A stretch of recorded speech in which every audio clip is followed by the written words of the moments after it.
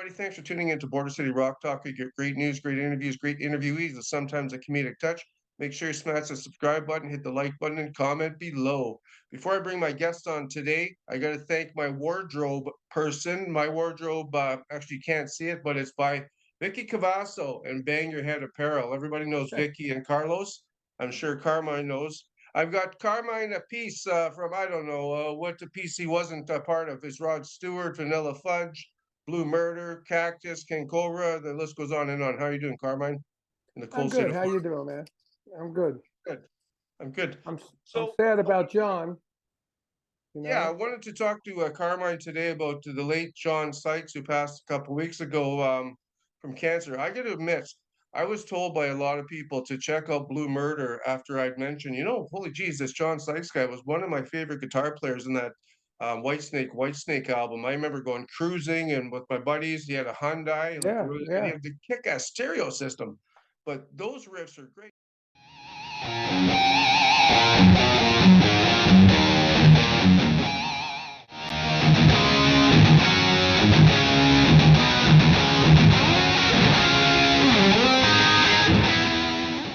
But as everything, I just found out about Pac-Man last year. I got into John Sykes a bit too late. Tell us about John and your. Well, I mean, I was the same. I loved John on those Whitesnake albums, And then when I heard that he left or he got fired, I thought that was really stupid of him. And I was asked to do that big album. Yeah, I heard And I that. couldn't do it because I had my King Cobra album to do, and in those days you couldn't just, if you signed to a label, you can't just move on to another label and do another album. So I was sad that I couldn't do that, but I loved his playing. And when I heard he got fired and he was starting a new band, he had Tony Franklin, who I love from The Firm, and I was like, wow, who's playing drums? Cozy Powell. I said, oh man, this guy always gets these good gigs. It's English, it's all English.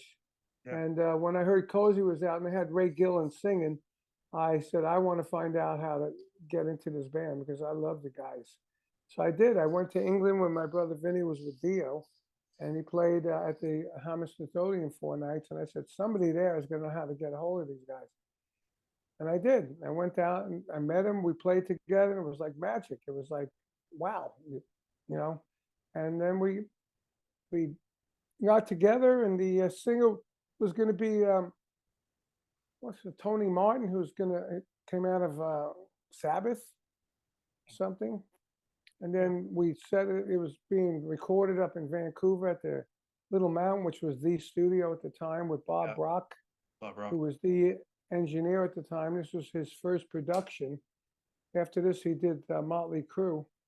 And we went up there, and just before we went up there, we shipped all my drums up there and all, And then Tony Martin called up and said he didn't want to do it. So we had no singer.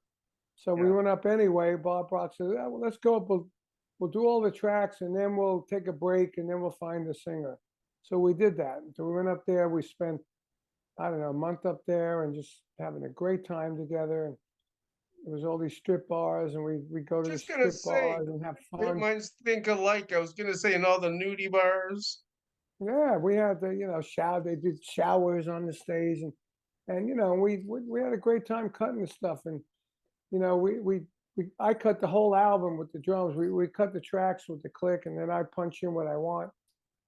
And then by the end of we doing all the whole album, that Bob Brock said, we got a better drum sound now. We should start again. I said, you're totally right. I want to do it again. So we did it again, and it came out fantastic. And we were just great. But when we went back to LA, we auditioned all of these singers. All these singers. David Glenn Isley, all these guys from the 80s bands, even Mark Free, there was B. Mark Free at the time. And we did Derek St. Holmes, and we did, all these different singers. I can't even remember all of them. And by the end of it, we all didn't like it. We agreed that everybody has to like it. So we never found anyone that we all liked. So me and Tony said to John, look, you got to deal with your voice. Why don't you sing? He said, well, I never really sang lead in the band. I said, so what? I said, you sing, will be the killer trio, and me and Tony will back you up in vocals, and, we'll be killer. We always had a keyboard player named Nick who passed away also a few years ago. And we used to call it the trio with depth because the keyboard always get the depth, the chords, that Yeah. spread. And so we said, all right, let's try it. So we tried it, having John sing, and it sounded great. So before you know it, he sang all the songs on the album, and then it was getting ready to tour, and we rehearsed quite a bit because there were some songs that were hard for me personally to do background vocals on, like the song "Blue Murder." Yeah, you wrote that. You co-wrote that. Well, we co-wrote that. I mean, really, John wrote pretty much the songs, and then we helped arrange it and put it together. And usually in that case, we split songs. So he said, Nice. "Well, I'll split that one and Billy with you guys." So we said, "Okay, fine." Because Billy, I love Billy, and I loved Blue Murder, and the way Blue Murder came about, he had that with Cozy, and Cozy played it just going like boom, boom, gacka, boom, boom, and then he overdubbed a hi hat. I said, well, I Okay. can do it all in one thing, and it was doing, the boom, boom, doing, and then the intro when and then when you hit the downbeat, you expect it to be an up tempo, Right. but when it wasn't, it was like boom, boom, yeah, it was freaking great. And I blew John and Tony's mind with that. They said, wow, that is so cool. But the song, they're singing Blue Murder and playing that groove on drums, Right. it's like a fifth coordination I Okay. needed. That song, the groove I was playing went against the rhythm of the background vocals. I had to sit home for Oh. days and practice that Hmm. on drum pads, just to get it right. And I finally got it. When we went out and so we rehearsed with the band. I don't remember how long. It must have been 2 or 3 weeks at least in the studio before we went out. And we went out classy, man. We went out with 5 roadies and 2 buses, and Wow. we thought this album was going to go all the way. Yeah. I would have But bet you Geffen my didn't house. promote it much. Is that accurate? Yeah, I don't really know. In those days, you needed everything. You needed the record company, the promotion company, the record company. You needed management. You needed everything had to be right. We And a didn't hit have the single. management. Yeah. We didn't have the management. We had the hit Oh, single, but it was done too late. yeah. Jelly Roll was definitely a smash. I love it. Yeah, it went to #1 on the radio airplay, but it was too late. Geffen already they blew their wad on Valley of the Kings, which is the wrong one, which we pushed to get because we didn't have any management to keep it in line.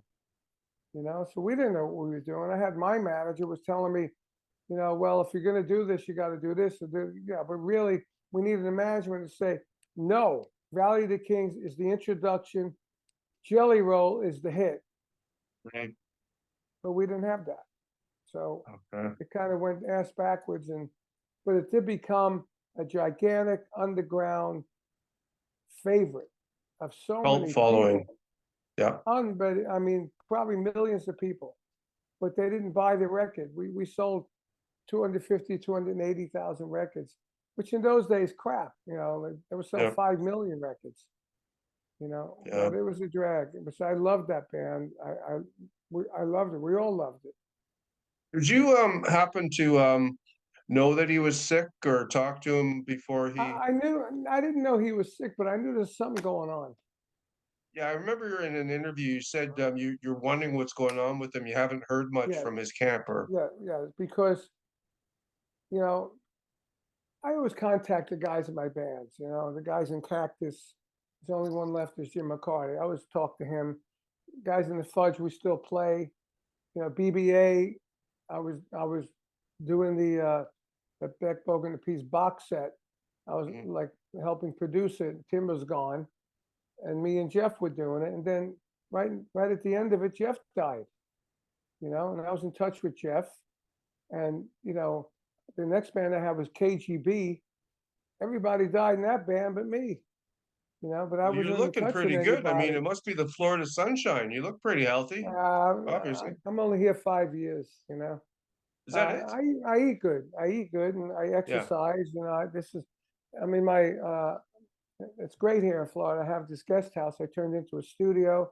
And over there, I have my treadmill. I don't know if you see that. You Okay, see this? Oh, there's the water. You see the treadmill, and I got I see that. weights And it and all doesn't that have stuff. laundry hanging up on it. No, it doesn't have laundry. It has a. Hold on, I lost my water here. That's It okay. has a exercise things that you pull. Oh I don't know if yeah, you the call it. elliptical. Yeah, like elliptical kind of. And and I eat good, but I've always done that. I was always almost a vegetarian, and I'm Italian. My father Yeah, lived long. My father's family lived long, and I'm not going to. I hope I live as long as him or longer. But for sure. I'm taking care of myself, and Yeah, but I called John. So I would call people to see how they're doing. My yeah. buddies. We were like brothers. So I called him. I called him a bunch of times, and I got nothing back. Finally, I sent him I texted him too. Finally, I sent a text. Hey, dude, I've been calling you. I've been calling you. Are you okay? I emailed you. I called you. I texted you. You're not getting back to me. Are you okay? I'm like worried about you. So then I got a text back, and he said, Oh, "Yeah, I'm fine. I'm good. I'm good. Don't worry about me. I'm fine. Nice to hear from you. Uh, I'll try and keep in touch, kind of thing. And then I didn't hear nothing from him, and uh, uh, that's and then sad. then I heard he died, and I called Tony, and Tony kind of knew he was sick, Oh, but he didn't tell anybody because John it said don't seems, say it. yeah, it kind of seems like that was his personality. He didn't like to be the center of attention. I mean, well, he was when he was singing Well, and he stuff, was, but but he was like Jeff Beck, a bit yeah, introverted, but the selective center of introvert. attention, like Prince, Yeah, yeah, center of attention, but introverted, a bit. yeah. John He picks wasn't as his, introverted as Jeff Beck. Jeff got better as he got older. I mean, before he died, that was an unbelievable shock too. Just like John, he was out there playing with different people, and we were doing the box set, and he was out there. He wasn't that introverted no more. And then unfortunately he passed away. It was terrible. Same with John, and I wish I knew how to get a hold of his wife and his kids because we were close with them. yeah. When Well, we were, maybe they'll see this. Before we get on to what you're doing, Carmine, what would you think what was your favorite song to record with John? Or if you know, what do you think his favorite recording was? I know you can't really I do think that, but you never I know. don't really know what his favorite one, but we all loved all the songs. Yeah, We loved all the songs. I mean, every song is a great song on there. You go through every song, Riot and Billy and Valley of the Kings and Ptolemy and I forgot the fast one, what the title was, but all those songs. I mean, for me, I don't know, maybe right. I can't really say which two. I love Billy and I love Yeah, uh, Blue Murder, but I also love Ptolemy because it had bar 6 and the bar 7 in it, and yeah, it was really progressive. And Riot was great. They were all yeah, great songs. I can't really pick one. yeah. A lot of people don't. I'll tell you a funny Sure. story. When we Yeah, were mixing it on analog, this album sounds even better than it did that came out because it was done on analog in Little Mountain. It was fantastic. When we went to mix it, we mixed it in LA. Bob Rock, me and John went to mix it.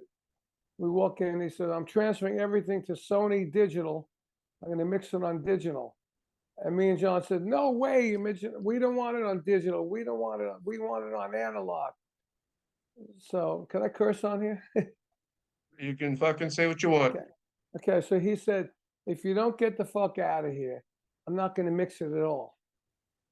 So me and John looked at each other and we walked out like our tails between our legs and said, damn, I love the analog. And he said, me too. I Yeah, said, well, mix it in so, doubly. so he did. I Spinal mean, Tap. if anything can happen now, somebody can go in and remix that Blue Murder album analog and Yeah. re-release it. That would be unbelievable. Well, you never know. Somebody might be out there and be a taker for it.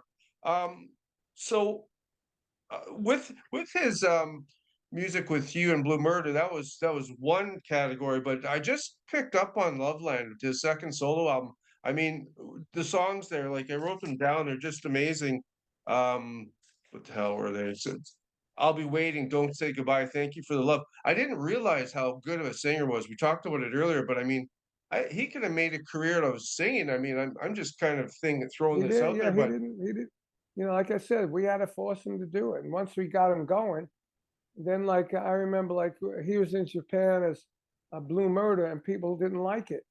And me and Tony were there as a Carmine Appice super session, which I did in '82 with other guys, and it went really, really good. So we went there, and we had me, Tony Franklin, Kelly Keeling that sang on the second Blue Murder album that we played on. And by the time we did that Blue Murder album, we were out of the band, you know. So, yeah, but he tried it with other people. There's a track I think with Malcolm Mendoza and another drummer, but the yeah. rest of the Tommy album was me Aldridge. and Tony. No, not Tommy Aldridge. It was No, it Tommy? Okay. no, it wasn't Tommy Okay. I was Aldridge. looking at some. Okay. It was an unknown guy, All and right. they called us back to do it. We did it as session guys, but it didn't matter. It still sounded like Blue Murder. It was Blue Yeah. Murder, you Yeah. know. But then he did. So when we went to Japan, Japan didn't like the fact that we went separately, and we played some Blue Murder songs. We played stuff from my career, and he did Blue Murder songs and stuff from his career, you know. Okay. And so then it worked out that he started calling his project in Japan Sykes, and that's the only Right. place that he would go and play really, because Blue Murder was so big over there that it made Yeah. him big, and Whitesnake was so big over there, and Blue Murder was so big because when I toured there with BBA, we sold out the Budokan before, you know, the Beatles were the only other ones that sold it out, you know. And then my Yeah. career continued over there with Rod Stewart. We did 5, 6 nights at the Budokan and stadiums and this and all that stuff. And then I went there with me and Tony went there with a group called Pearl. That was a Japanese group. It was me and Tony and Japanese guitarist and Japanese female singer that we got gold records with that band. So, you know, we kept going over there, but so we had to Yeah. separate Sykes and me and Tony, you know, but Wow. we never got to do, and that second Blue Murder record over there went platinum, but I never got a platinum record for it, you Huh. know, went gold and platinum over there, and neither did Tony, you know, but, Yeah. you know, so I think his career was basically in Japan in the '90s, well, so was mine, because Yeah. over here when grunge was going on, they didn't know from us guys. And Yeah. that's what ruined the second Blue Murder record, the grunge. Grunge You came know, in the 90s. Yeah. and it knocked. We were all dinosaurs. Nobody cared about us. I had another band after Blue Murder with Bob Daisley, Jeff Watson, and Joe Lynn Turner, and we went out to do gigs. Nobody cared. You know, Wow. so I went to Japan because uh, I was I did that super session thing, and then while I was there, I was asked with Tony to join this Pearl grant, which we did. We spent like 6 months a year in Japan doing records and rehearsing. We played cities. We did TV shows with 50 million people watching it. You know, we never did that stuff with Blue Murder. That was only Right. like national bands did that. International bands never did that. You know, Right. we played, you know, we did 5,000 people everywhere we went, and it was good, you know, and that lasted until the end of like 2001 when I did, no, 99, I did a tour there with Cha, Bogart, and Appice. We played the Budokan, and we did 12,000 people there because he was like the Jeff Beck of Japan. But on his own, he'd only do 3 or 4,000 people. With us, he did 12,000 people. You know, Jeez. and it was like Yeah. the BBA, the Japanese version of BBA with me and Tim, with this guy Cha. So I was there till 2001, where I worked with T.M. Stevens. I don't know who that is. Yeah. Yeah. T.M. Stevens had passed away recently. We went there and did some albums over there that were great. And then that was really the last time I was in Japan until 2007. We went there with Cactus, and that was big. And then I haven't been there since, you know. And I don't go out of this country for health reasons now. Even though I look healthy, this one thing I have that I almost died in Europe with my brother, you know. Oh no. So on the plane, so I don't do that no more. So Yeah. Travel is exhausting as well, and you've done enough travel. So, yeah, just one more thing I was gonna let people know. I'm not sure if many people know. I just found this out. John, I think I read recently that he was he had there's a project with him and Billy Sheehan and Mike Courtney and I think it would have been the Winery Dogs, but at the last moment, I Yeah, guess never they didn't happened. think it was a fit. John bowed out. He I did. remember that. Okay. He bowed out. Yeah, he bowed out. Yeah, and Then they then got Richie Kotzen Richie. in it, and it did Yeah. really well. And I that's mean, another thing. if he was in that, it would have did better. Really? Because Richie Kotzen, not a lot of people knew Richie Kotzen. Right. Everybody knew John Sykes. Yeah. I Well, they're mean, both amazing guitar players and singers, both of those guys. exactly, exactly. Yeah. Um, Actually, it just remind you, I'm going to ask him to do my Cactus album, the new one. Richie? Yeah, because I did. Let's finish with John and all that, and we'll go on to what I've been doing. I'm just gonna put links down to below, guys. Check out. I'm gonna put some selective songs, especially that Loveland album. It's just amazing the talent he brought, and rest in peace, John Sykes. Yeah. So what were you gonna say about Richie? Well, last year I had the owner of Cleopatra Records, who's a friend of mine. I know him ever since he started the label. He used to sell CDs out of his garage. Now he's a multi-millionaire. Has a giant indie record company called Cleopatra. Yeah. And you know Cleopatra, right? Oh So he yeah. called me last year and said, you know what? Because we did some Cactus albums with him, and they always did pretty good. He said, I really think I'd like to try you to do a Cactus album and call it like, not call it, we don't know what to call it yet, like, but have all the guys that were influenced by Cactus on that album. And Okay. girls. He said, do you think you can do that? I said, I did this Guitar Zeus project. I don't know if you heard of that. Yeah. Yeah, and I got every major guitar player on there. In the mid '90s, that was another thing I did, and I got the record deal out of Japan. And I said, yeah, I think I could do that. So I said, let's call it Influences and Friends. He said, yeah, good title. So it was Cactus, Influences and Friends. So we started doing them. The object was to do a lot of Cactus songs over again with different Right. people.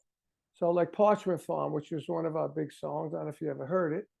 It was a very fast boogie, like Hot for Teacher. That's where they got the idea for Hot for Teacher, because they were big Cactus fans.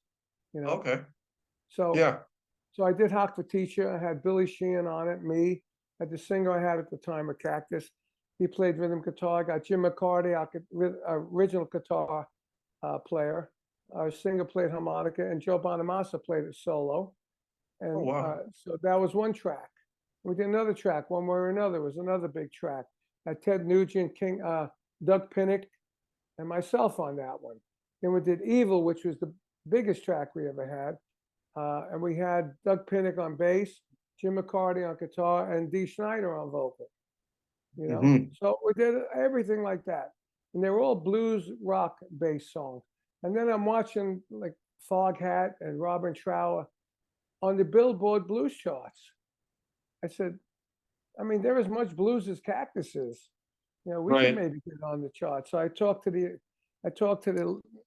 Brian, the owner. I said, what do you think? He said, yeah, we probably could. Let's call it Temple of Blues. I said, That's a good great. title. Let's call Yeah. it Temple of Blues, Influences and Friends.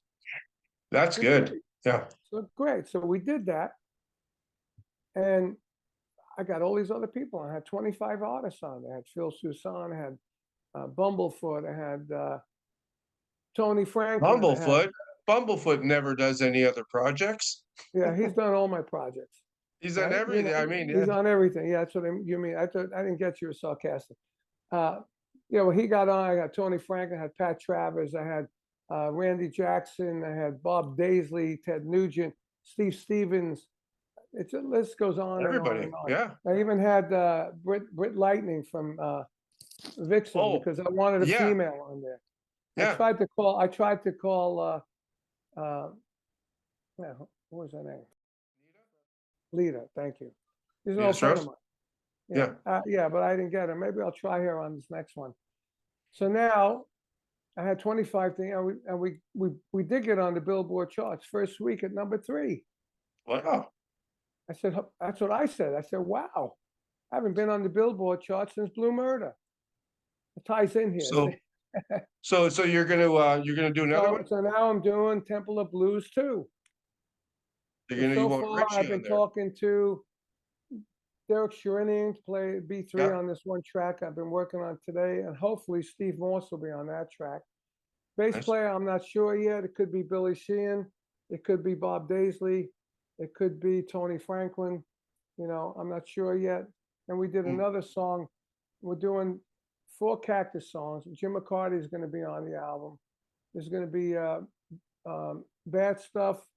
It's going to be Token Chokin', Feel So Good, which has my drum solo in it, but I'm not going to treat it as a drum solo, more of a big percussion break. Okay. And one more was Sweet Little 16, I think. There's 4 Oh, yeah. Cactus songs. And then I have another song that we did, Melanie, doing Purple Haze with Cactus, right? So that's 5 Cactus songs already. So I need 5 or 6 other songs. So the other Anything 5 or 6 from songs, maybe Vanilla Fudge? nope, they're No? going to be Okay. blues songs, Temple Oh, of yeah, Blues. right. Yeah, okay. So I have an album called Howlin' Wolf's Electric Album, which you probably never heard. But I've heard of it. I think it was I read it in your bio or something, but no, I haven't okay, heard so it. Jeff Beck was given it by Jimmy Page. If you listen to that album, you hear Led Zeppelin in that record. Okay, the song, the Okay. production, the sound of the drums, the way the drums were placed on the album, the sound, some of the riffs, like the Evil thing goes bam bam, damn it, bam bam bam bam bam bam bam. That's the song we did with Cactus. Because Okay. Jimmy gave it to Jeff, Jeff gave it to me. Jeff got some stuff from his second album on there, and Jeff gave it to me, and we did Cactus, Evil. So, If you listen to Evil, bam bam, that on, it's good times, bad times. yeah. I was just gonna say, yeah. It's a different riff in between. So I'm taking that album and I'm doing 4 tracks from that album. Now, Richard Fortus from Guns N' Roses, you know who he is, right? Yeah. He's gonna do. He said, "Let's do down at the bottom." So he's gonna do that one. He's gonna send it. We're doing it all farmed out. Nobody's in the same room. On the other album, nobody's in the same room. We got Warren Haynes on it with his bass player from Government Mule and me. It's amazing blues, So we're doing about 5.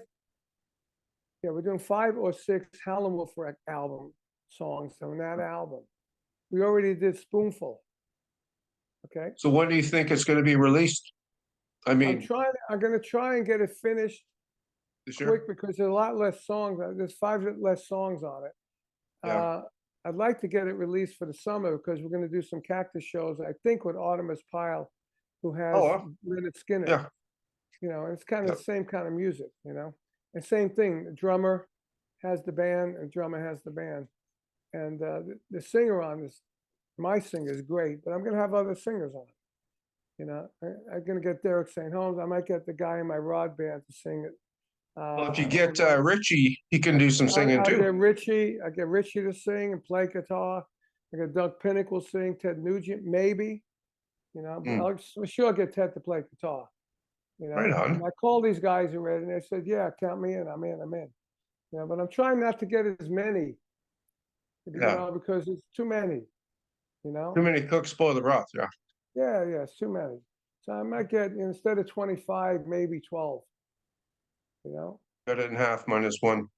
Yeah, and the album cover is cool. You got a second? I'll show the album. Yeah. Hold on. I got time. Sherry, can you bring me a cough candy?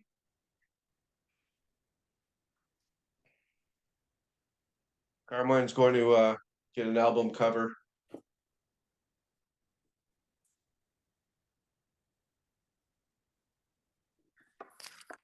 Okay. What's there? Hey, my assistant went and got me a cough candy. You want to say hi? Okay, Hi. we see that? Here's the cover. Can you see that? Yeah, it looks good. Yeah. Lift it up a bit. What does it remind you of? I'm trying to think. Sergeant Pepper. Oh, well, you dated me. I got into Paul McCartney and the Wings. I was just a bit younger than the Beatles. Yeah, the Beatles. Although I Sergeant love Pepper. the Beatles. Right? And everybody's on. I should do a contest and say who's who on here. Oh yeah, now I'm looking at it. You got Dee Snider, Rudy Sarzo, Warren Haynes, Doug Pinnick, Bumblefoot, Bob Daisley, Steve Stevens, Ted Nugent, Joe Bonamassa, Jim McCarty, Malcolm Mendoza, Pat Travers, Phil Susan, Mark Stein from the Fudge, Kenny Aronson, the guy that sang with Judas Priest. What's his name? Ripper. Ripper. Ripper Owens, Yeah. Ty Tabor, Living Color, Yeah. Vernon Reed. All right, man. It's just, it sounds See amazing. that? Put that up again. I want to see that again. Higher. Oh, there you go. Yeah, right there, right there. Well, that's great, man. That's wild. That's awesome. Yeah. So and then you see the temple now. Now See you that see now. the temple. When you open it up, it has all and there's LPs. This double LP. You open it up, it's got all the temple. All it's just great Yeah, I package. missed that. Opening up the CD and the jackets and all that stuff. Remember those days? Yeah, right. And then you got the downloads and all that stuff too. But yeah. So now we're doing a second. We'll probably have a similar cover and maybe in a different color. Be Temple of Blues too. Got it.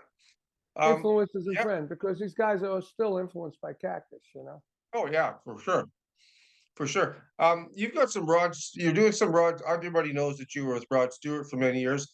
Yes. Tell us what's going on with Rod Stewart and the Rod Stewart shows you were kind of doing.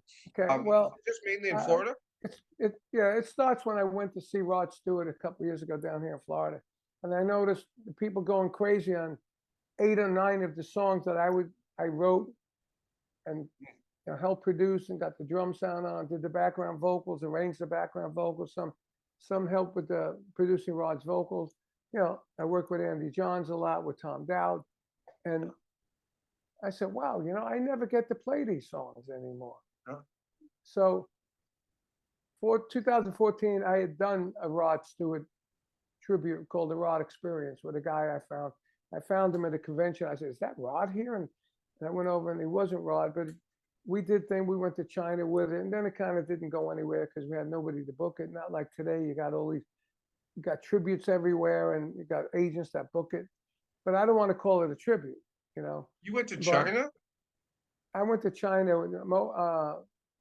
Yeah, what is it called? Not China, outside Hong Kong, where they gamble. Shanghai? No, forget about it. I can't remember it. I don't know. I'm 78 years old, man. The memory is going away. Right on. But anyway, so then when I saw the show, I said, I want to do it again. So I got the same thing I did, local guys. It didn't work out. I did 3 shows. It was sucked. It's terrible. So I blew it out. But then I knew about this other guy because the girl that played with Rod, she played sax for 14 years. Her name is Katra. She's a great player and good-looking chick. And she said, I'm doing with this Rod show with this other guy who's great. But he wanted someone to help him book in Europe. And she gave me his number. We talked to me and this guy to do some stuff in Europe bookings. I couldn't get him anyone to do it. But when mine broke up, I called him. I said, you playing anywhere in Florida? He goes, yeah. So long story short, I went to see him. I spent the night. I went there Friday night. He played Saturday. And I saw him. I said, oh, my God, this guy is unbelievable. He looks just like Rod. Sounds like Rod. And he runs around like Rod. So he said, why don't you come up and play a few songs? The place had 1,000 people in it. He drew 1,000 people. They must have went nuts. I said, sure. So I went out, he introduced me, played. People went crazy. Well, I was going to say. After he comes off the stage, he goes, why don't we be partners? I said, let's be partners. So we've been doing it now for, that was a year ago, December. So we've been doing it since like about a year, a little less than a year. You got any video of those shows? Well, if you go to tonightstthenight.net, you'll see that we have a sizzle reel. Is that good enough? Yeah. Well, do you mind if I attach that at the description bottom? People can check it out. There's a lot of Canadians. Yeah, because, this is just like Rod. And the funny thing is, when I was with Rod said to me one time, he said, You know, the way Vanilla Fudge did "You Keep Me Hanging On," I wish I would have done it. He said, "It's so Wow. good. That song is so good and dramatic." I said, "Yeah." He said, "Yeah." I said, "Let's do it. I'm in the band. It's a good excuse to do it." So we did it with Tom Dowd and Andy John. We did it on the first Footloose and Fancy Free album. And we did it, and we did it live. And when we did it live, it was really a really fun song because, and if you know the song goes, ba bam, ba bam, ba bam, ba bam, bam, bam, bam, set me free, you know? Well, I So know the we, song. I was just watching the video 2 hours ago.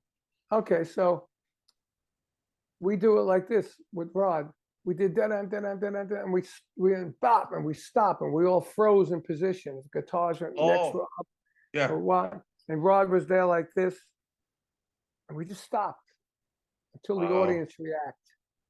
And then Yeah. he would go, "Set me free," and then it would start with the acoustic, like a picking guitar, and then the Yeah. band would come in. And the next time, da da da da da, we stop again, and he would do the pick, not the picking guitar, "Set me free," right? And the band would come in, and then the Nice. next time he would go da da da da da da da, and he'd go, we stop, and he'd go, "There ain't nothing I can do about it." So I said, "Great." So I said to Rob, my singer's name is Rob Cardle. I said, "You should have called yourself Rob Stewart, man." Yeah, that would work. Yeah. But he's not a marketing kind of guy. He's just a great singer that can do this. Anyway, Yeah. he never did any merch either. I'm starting merch for this thing, but we have Oh, a great yeah. time. So anyway, I told him about that. I said, we should do "You Keep Me Hanging On." He said, "Yeah." He said, "I remember that." I said, "Let's do it." So we did it. Now we got it gradually, so we got Yeah. the freezing stuff. And Oh, you're now the doing that. last time when he goes, "There ain't nothing I can do about it," he goes, ba da da da da da da da da bop. When you hit that bop, he falls to the floor on his knees, and the rest of the band is frozen. And Jeez. he stays like that until the audience reacts. And then Catcher comes out with a cape that I bought in the UK with a purple satin finish inside. And she comes out and puts it on him like James Brown. I was just gonna say James Brown. Yeah. Yes. Hot And he tub. sits there like that. He's still like that. And she's standing there like this, and she's a good Wow. looking chick. And then the audience is starting to yell and scream. Then he stands up and throws it off and goes, "There ain't nothing I can do about it." And then it goes to the next part of the song, which is a keyboard by itself. It's Yeah. so dramatic and dynamic. Oh, It's that sounds fantastic. it sounds amazing the way you It is you amazing. guys It is amazing. choreographed it. And How young is this guy? he's This 62 Rob years guy? old. How old? 62. 62. And he can jump down on his knees like that. Oh I'm man, he's 50. unbelievable. I'm 53, and if I did that, I'd be down for a week. Yep, he jumps down. He gets down. He goes down on this, sits on the edge of the stage. He walks out in the audience. He dances with some of the girls. I mean, Oh, people are shaking their hand, taking pictures like he's Rod Stewart. wow. When we go out Well, to the merch table, man, you know, they take pictures with me and shake my hand. Same thing with him, and nobody knows he's he's not that Rod good that Stewart. people that go there impaired and don't realize that they're not seeing Rod Stewart, they're seeing, wow, that's They amazing. they they blow everybody. Gets their mind blown. I mean, even promoters that like they don't advertise it right. They advertise it as a tribute. So lately, I said, you know what? I don't like this tribute crap because I was in the band. Well, yeah, Other than we do you two guys could sets, get away with it. we Yeah. do the things, and it's just a So what's really it called really again? cool show. It's called Tonight's the Night, like the song Tonight's the Night. I was thinking the Rod Stewart Experience would be almost like, Yeah, well, not saying it's a tribute. I did that already, but he's Okay. got this going for the last 20 years. I wasn't going to Okay. change the name, but I wanted to change the underneath the name, where they Mhm. call it a Raw tribute. I said, I don't Okay. like that.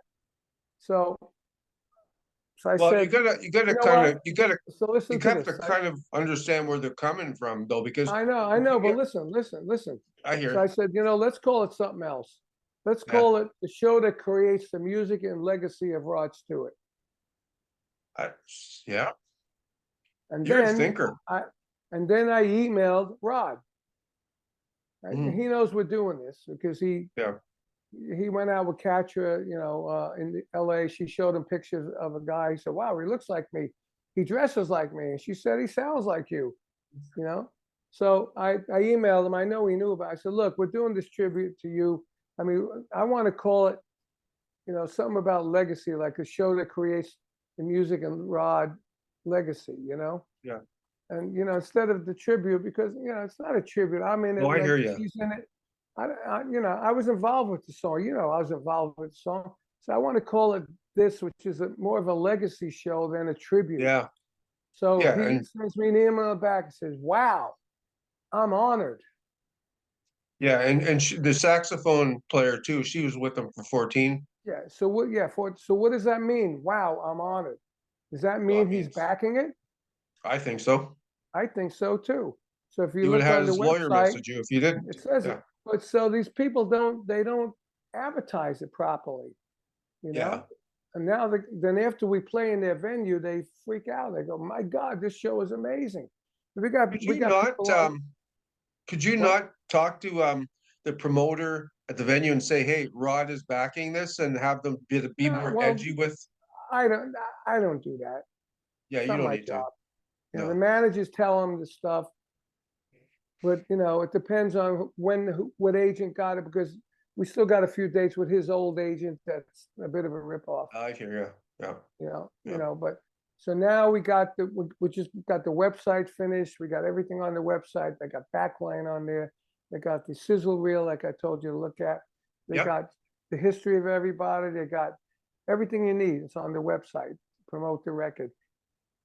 We got a poster on there that says, tonight's the night, the music, the show that creates the music and legacy of Rod Stewart. I like that. And then picture of him, picture of me, picture of Katra, and then just a really artsy kind of poster. Then we just started doing merch. We make drum heads like that. Oh yeah. We make now we're making some T-shirts to see how that goes. Yeah. Well, the And, t-shirts will go quickly. yeah, but it's not as quickly as you think. I thought it would do better, but Well, I mean, at the venues during the they're show. not used to doing this at a tribute kind of show, Yeah. but when they see it, now we're starting to build it. It's starting to build. Like for Build the guys that go to see a Rod Stewart show, they're not going to buy T-shirts. We're going to have the No. logo that has a guy standing with a mic in white with big red lips behind him on a black Well, the background. girls would. That's right. All the girls do. But what do you do for the guys? Right? I'll tell you Maybe get the sax girl, picture of her on a shirt. No, this is what we do for the guys. If you look at the Passion video, you like Passion, you said, right? You Yeah, I saw the love it. video. You ever see the video? Yeah. We're wearing Sex Police T-shirts. Yeah. And Yeah, what I that remember was, that. what that was if a guy had a chick up in the room, the Sex Police come and do a Sex Police raid. We all put the T-shirts on, and we go do a Sex Police raid. It's funny. So It's a dirty job, before we do Passion, I tell the story as one of my stories. And I right? say, so if you all look at the video with Rod, it all says Sex Police shirts on. We have those shirts at the merch table. So for you guys, Wow. if you want to be a Sex Police, we got them at the merch table. And we even one step better, we have Sex Police hats. So you're selling And a lot of that part of the merch. Yeah, so that's been selling. Whenever I tell those stories, we sell the shirts and the hats. So I just had to reorder the shirts and the hats. Wow. So it's it's just the whole Well, thing. I mean, that's if you didn't make a career out of playing drums, you definitely would have made a career in marketing, because that's good. You tell the story. I had you to get do hooked. I had to do this all my life. I was never in one giant band, Yeah. I Well, was I always wouldn't in say that. bands that did well, it. but I was never in the band that's sold 10 million albums, except for Rod. But it wasn't my Yeah. band, But my bands, Totally true. Cactus, I hear BDA, you. all that stuff, we never did that. So I Yeah. was thinking, like I did, I do. and now with my brother, we did, I did Drum Wars video. I had a video company. I tried a video company, instructional. I wrote drum books, Yep. I did all this crazy stuff that, You nobody wrote did. books. I wrote my book, yeah, my Yeah. book, and that was kind of a disappointment because it was supposed to be on VH1 Books where Nicky Six had his book, sold Yeah. 1,000,000 Yeah. copies. He gave me his writer. I did the writer. By the time we finished, I got a big advance. It was going to Yeah. come out, and they had a big publishing company. And just before it came out, they said, we're closing it down. I said, you're kidding me. Oh man. Spent 10 years getting this deal and working on this book. Well, you got They the gave me my advance though. advance. They gave me the advance, and then I had to put it out on a secondary. Well, let's go to another year looking for a major one. I said, I'm Yeah. tired of looking for it. So we put Be it out on this exhausting. secondary one. It did good. It did over 10,000 copies, but I wanted to be on the New York Times bestseller list. You wanted it to be Nikki I wanted it to Six be a hit. sales. Yeah. Yeah. There's my wife calling. We're gonna go eat. Okay, so perfect. I was just thinking, I Hold really on 1 enjoyed the minute. time. Hold on. Okay. I'm finishing up this interview. What are we having? Okay. Oh, she can't hear. I can't hear her. Okay. Yeah, then dinner? Yes. Okay, bye. Bye bye. Make another plate. We're going out to this wild restaurant that has crazy dishes like a cream spinach enchilada Wow, and rice and beans, that's nice. or It's healthy. homemade meatloaf and shepherd's pie, just off the wall kind of dishes. They're really What's it good. called? Give him a plug. It's called Back Home. Okay. And you also eat at Nico's place too. Yes. Yeah, me and Nico are Yeah. good friends. Yeah, I know that. Yeah, he's when I did my first speaking gig called Carmine Appice Diaries, which I end up with all the stories on a screen, and I have the audience pick the story so it isn't the same. I remember that. And Nico came, a couple of I times. remember that for sure. Yeah, he's just quit the band. I just talked to him for the first time. Yeah, well, he's got a lot of time now, so you guys are probably well, hanging out, he's racing going to your work cars. on what he wants to work on now, Yeah. which is Yeah, good. managing Because a they go on restaurant the and- road. They be on there. He went on the road. He left Florida in April. He didn't come back till December. I know Yeah. that's a long. long, but it's a lifestyle, I guess. Yeah, I know, but he got tired of it. Yeah. He's like early 70s now. He's like, Well, he just had a I stroke. couldn't do that. I mean, I can go out like I'm going out on the 11th, 10th. I'm coming back March 3rd. For me, that's long. So Well, I'm doing gigs with the Rod Show. Right after that, I'm doing 5 gigs with Vanilla Fudge, and we're doing 2 gigs this weekend with Vanilla Fudge with one of the shows of Vanilla Fudge and Andrew Dice Clay together. all right, okay. That's really Well, off the wall. I'll put links below, everybody, to check out where Yeah. Carmine's playing. Well, those 2 are already sold out. So we're doing a Thursday night on our own, and Friday night with the Black Box, Friday night with Dice. And then Saturday night, he's doing his own shows. So I'll put links below for everybody. Everybody stay tuned. I've got this week I've got coming up, I've got Rudy Sarzo, I've got Angry Anderson, Rose Tattoo, and then I'm working on Doug Aldrich, so check it out. What's the opposite Are you talking to Doug? I was Stop here talking for a to his minute. I talked to his publicist today, How is he doing? and he's doing okay. He's back in the band. He's sick. Yeah, he was sick. Yeah, he was. He's okay. From what I understand, he's okay. They're doing a media release pretty soon, so she's hooking me up with an interview. What band? The Daisies? That Daisies. Yeah, he's on the album too, the Cactus album. Oh wow. Yeah, he's a great guy. Great guy. I had Doug on my Guitars album when he was nobody. Because his manager hooked me up with the deal, and he hooked me up with that manager that helped me get Guitar Zeus 1, Guitar Zeus 2, Guitar Zeus Korea, Guitar Zeus Japan, and it became a whole series. And now Deco has it as a 25th anniversary Guitar Zeus. Oh wow! Set. It's funny how everything runs. You know why I did that? Why? You know why? Because I did a band with Jeff Watson. I mentioned. Right? Yeah. And he just got a solo album. It came out of Night Range. He got a solo album like that. I said, damn, I've been trying to get a second solo album for 10 years. I'm a drummer. It's a pain in the ass. Now, what do I got to be? A guitar player? I said, maybe I'll do a guitar album. I'll call it Guitar Gods. Yeah. And then I could be able to talk to guitar magazines and drum magazines and rock magazines. And then I went to bed that night and I thought about it. I said, that's a freaking good idea. You know, Told you, you got brains. You got the good, you're a it marketing. took me 2 agent. years to get somebody to get me a record deal to do that. I talked to Brian May when he, after Freddie died, he had nothing going on. I mentioned it to him. He said, "Yeah, I would do it." Same with Ted Nugent. I would do it. So these people I talked to, I said, "Well, you get a letter from them saying they do it. Maybe we could do a deal." I said, "I'm not going to go get a letter from Brian May. Oh, Yeah. I'm Brian May. I'm going to do Carmine's album. Can you give him a deal?" It's fucking Well, silly. it's almost like you're insulting the talent and asking them to Like say, prove it. begging, like begging, like that, like thing Cameo on you do Cameo on the phone, the app. I've heard of that. I've never done They it said, myself. yeah, I don't. go on there, do an ad, say, "Hi, I'm Carmine Appice. Get on my Cameo, and I'll do a cameo for you for $100." Either a fan or you're not. I said, "I'm not going to do that. It's like Yeah, prostitution." it is really. I think of that too. Like, I'm not not saying gonna these do guys that do the cameos are saying anything wrong, but it's not my cup of tea. Carmine, what's your favorite Canadian band again?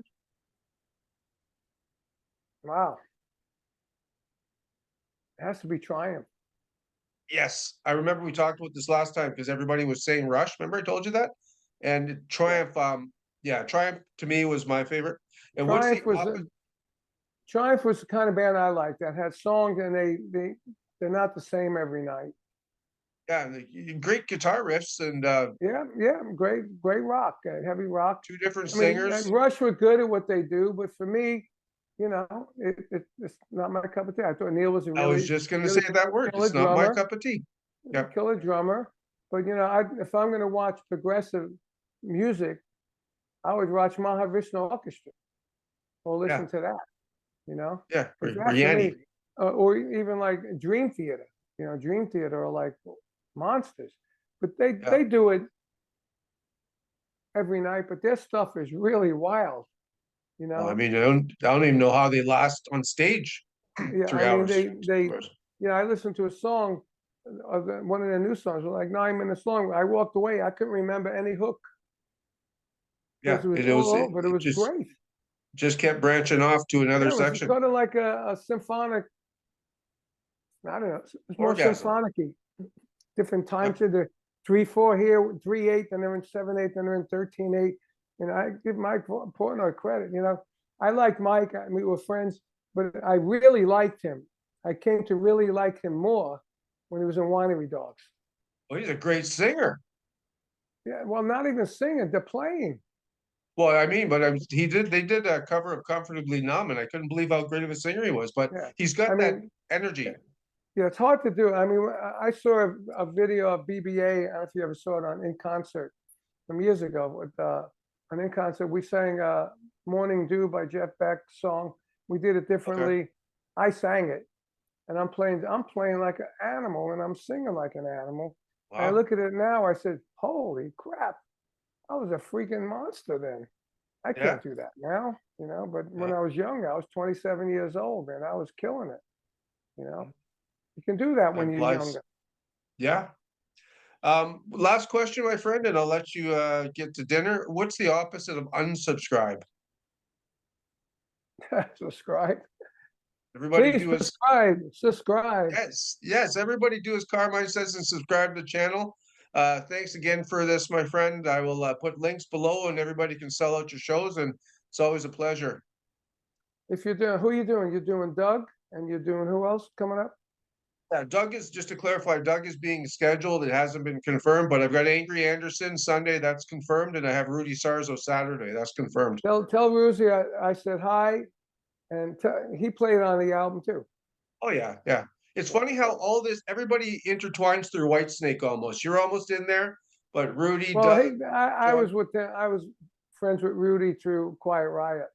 Yeah, for sure. Yeah, really nothing to do with Whitesnake. And he played guitar on that. Oh, that was Vernon Reid played on that song, "Rock and Roll Children," and Britt played on that song too. Oh, with that's "Rock and Roll Children" was the name of the song, and we had Rudy on bass. Vernon played the lead solos, and Britt played the solos. Lead solos were up tempo. Britt played the fills in between all the vocals. She was so happy to do it. Rock and Roll Children. great Dio song for sure, for sure. No, no, All right, not my that friend. song, not that Oh. song. This was Katz's song. This was Oh, done right, yeah, okay, 20 years yeah, before yeah, Ronnie's no, song. I'm, No, not 20, maybe 15 years. But he was a Cactus fan too, Ronnie. If Ronnie was alive, he would have done it, I'm sure. guaranteed, Ronnie was like a brother because of Vinny, yeah. Oh, yeah, And they're who knew good. what that would become? I Who hear you, knew? right? If we knew what that would become, if he copyright that, he would Yeah. have made multi millions of dollars. Well, doesn't this mean something? What does it mean in Italian? There's a It's term for it. water off evil Yeah, spirits. yeah. Yeah. I Yeah, actually but he got, didn't do that. He did that, yeah, he did this one. And I know when I came up with King Cobra, that was just coming out. I thought, well, we should get something. So we had the snake like that. So Yeah. we'd get people that was what is it? Raise your hands to rock, rock, rock, rock. It's so funny. That'd been Now in cool. hindsight, it's funny, A Cobra, But again, yeah. that's my crazy thing. Like King Cobra, that was my crazy marketing thing. We worked with Motley Crue with Ozzy. Everybody had black hair and Vince had blonde hair. I said, I'm going to do the opposite. And I had colors in my hair. Everybody had blonde hair with colors, and I had the black hair with colors. Just the opposite. And we used that marketing. Everything was black, gold, and red on stage, and the outfits. It was just, Wild. that's how my head works. Well, your head's looking good. I love the tan. I love the style, and No, I'm you not know what? tan. I'm Italian. I don't think I'm tan. Maybe You I must am go tan. outside. Hold on, let me take my watch off.